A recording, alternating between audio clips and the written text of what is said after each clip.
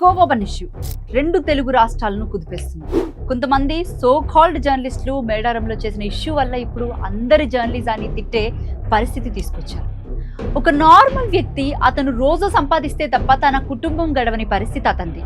అలాంటి వ్యక్తి దగ్గరికి వెళ్ళి బన్లో ఏమైనా కలిపారా, అసలు ఈ బన్లు ఎక్కడ ఎక్స్పైరీ డేట్స్ ఉన్నాయా లేవా, బన్స్ మంచివేనా, మీరు ఇక్కడ ఎందుకు అమ్ముతున్నారు, మీ మతం ఏంటి అని అడిగేసరికి ఆ వ్యక్తి గాబరా పడిపోయాడు. అతను ఒక కమ్యూనిటీకి చెందినవాడే కావచ్చు, కానీ ఎక్కడో ఫుడ్ జిహాద్ జరిగిందని అందరినీ ఒకే ఘాటిన కట్టొచ్చా చెప్పండి? ప్రతి ఒక్కరూ అలాగే చేస్తారా? ఈ తరం జర్నలిస్టులమని చెప్పుకునే వాళ్ళు ఎందుకు ఇలా చేస్తున్నారు? నిజానికి కోవోబన్లో ఏమైనా కలిపారని డౌట్ వస్తే ముందుగా దాన్ని కన్ఫర్మ్ చేసుకోవాలి. ఒకప్పుడు స్ట్రింగ్ ఆపరేషన్లు వంటివి ఉండేవి. వాటిని ఎక్కడ మ్యానుఫ్యాక్చరింగ్ చేస్తున్నారో అక్కడికి వెళ్ళి ఎవరికి తెలియకుండా సీక్రెట్ కెమెరాలు పెట్టి బండారాన్ని బయట పెట్టేవారు. కానీ ఇప్పుడు అవన్నీ జరుగుతున్నాయా?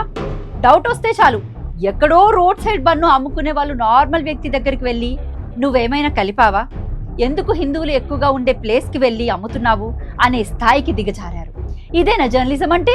ఒకప్పుడు మీడియా అంటే పెద్ద పెద్ద శాటిలైట్ ఛానళ్లు మాత్రమే ఉండేవి. అప్పుడు జర్నలిజం చాలా గ్రేట్గా ఉండేది. ఒకరిపై అలిగేషన్స్ చేయాలన్నా 1-2 సార్లు చెక్ చేసుకునేవాళ్ళు.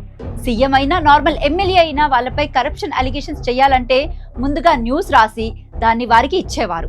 అది తప్పో కాదో మాకు కన్ఫర్మ్ చేయండి, ఒకవేళ తప్పు అయితే ఎలా తప్పో చెప్పండి, అప్పుడు మేము వార్త వేయం, ఒకవేళ మీరు నిరూపించుకోకపోతే మేము వార్త వేస్తామని చెప్పేవాళ్ళు. ఇదంతా జరగడానికి 2-3 రోజులు టైం పట్టేది. అంటే ఒక పెద్ద వార్త రాయాలంటే ఇంత తతంగం ఉండేది. కానీ ఇప్పుడు అవన్నీ జరుగుతున్నాయా? డిజిటల్ తరం వచ్చిన తర్వాత విలువలు కాదు కదా, ప్రతి ఒక్కరూ జర్నలిజం అవతారం ఎత్తేశాడు. ఒక సెల్ ఫోన్, చేతిలో మైక్ ఉన్న వాళ్ళంతా మేము జర్నలిస్టులమని చెప్పుకొని తిరిగేస్తున్నారు. తమకు నచ్చింది చేసేస్తున్నారు. ఒక 10,000 మంది సబ్స్క్రైబర్లు ఉంటే చాలు, ఇంట్లో కూర్చొని సీఎం పిఎం ఏం చేయాలో డిసైడ్ చేసేస్తున్నారు. ఇంతగా జర్నలిజం దిగజారిపోయింది. ప్రజలకు సైతం ఎవరిని నమ్మాలో ఎవరిని నమ్మకూడదో అర్థం కావట్లేదు.